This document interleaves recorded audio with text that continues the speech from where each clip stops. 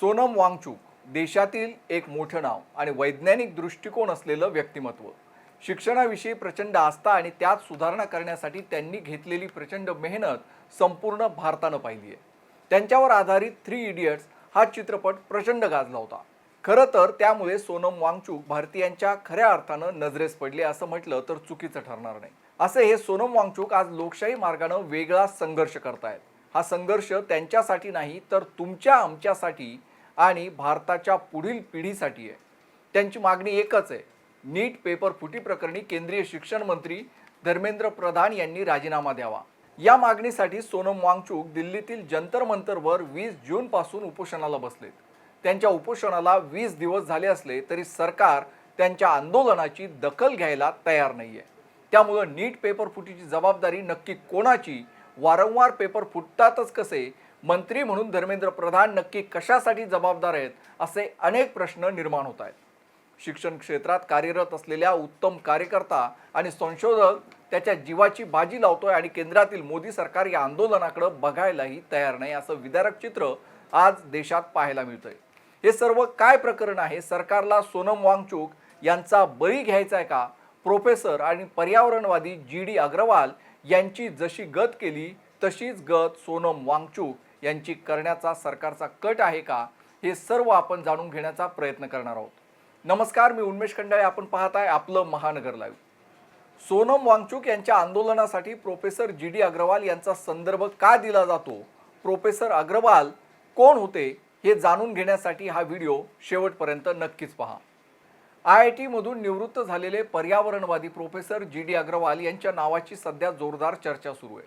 2009 ते 2018 या कालावधीत त्यांनी गंगा नदी स्वच्छ आणि प्रदूषण मुक्त करण्यासाठी वारंवार आंदोलन केलं, उपोषण केलं. मात्र सरकार तात्पुरती दखल घ्यायचा आणि नंतर हा विषय वाऱ्यावर सोडून देत होतं. अखेर 2018 मध्ये प्रोफेसर GD अग्रवाल यांनी पुन्हा उपोषण सुरू केलं.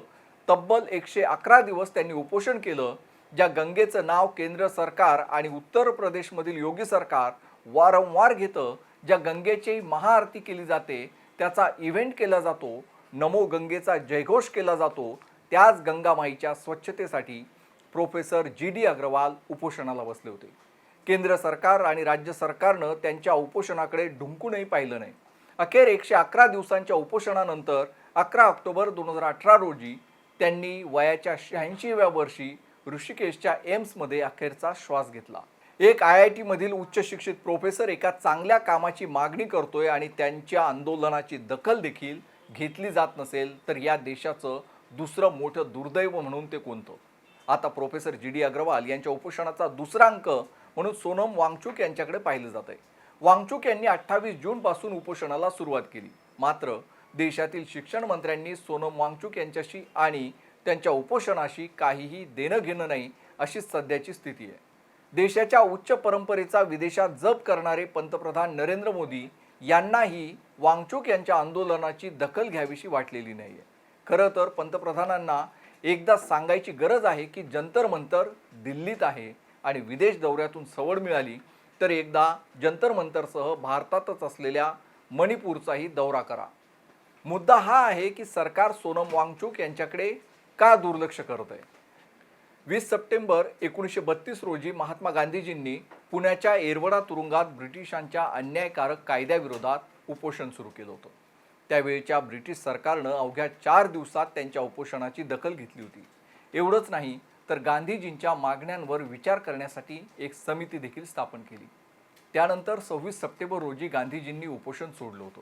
क्रूर ब्रिटिश सरकारनं गांधीजींच्या आंदोलनाची दखल घेत त्यांची मागणी मान्य केली होती. पण एक देशप्रेमी भारतीय माणूस ज्याचे शैक्षणिक क्षेत्रात योगदान आहे, संशोधन क्षेत्रात काम आहे, कडाक्याच्या थंडीत देश रक्षणाचं कर्तव्य बजावणाऱ्या सैनिकांना ऊब देण्याचं काम त्यांनी केलं, असा माणूस उपोषण करतोय, ही बाब भारत सरकारला गंभीर का वाटत नाहीये? यापेक्षा मुर्दाड सरकारचं दुसरं कुठलंही उदाहरण असू शकत नाही. नीट पेपर फुटी विरोधात उपोषण करून शिक्षण मंत्र्यांच्या राजीनाम्याची मागणी करण्यात गैर ते काय? पण सरकारला केवळ उद्घाटनं करायची आहेत, केलेल्या कामाचा टेंभा मिरवायचा आहे. पण दुर्घटना घडली तर जबाबदारी घेण्याची त्यांची कुठलीही तयारी नाही आहे.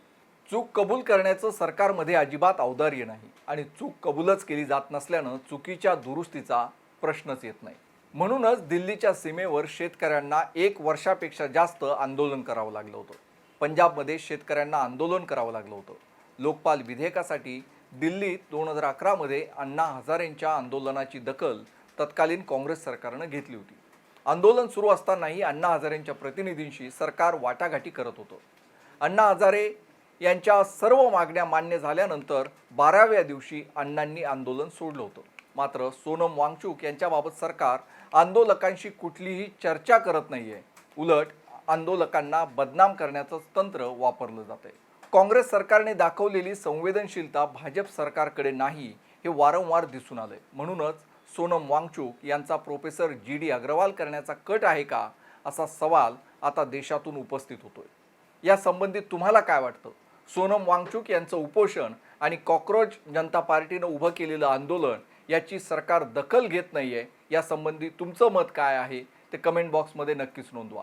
अशाच ताज्या घडामोडी आणि बातम्यांसाठी आपलं महानगर लाईव्हला सबस्क्राईब करा आणि ताज्या बातम्या जाणून घेण्यासाठी आपलं महानगरच्या सोशल मीडिया पेजेसला लाईक आणि फॉलो करायला विसरू नका. धन्यवाद.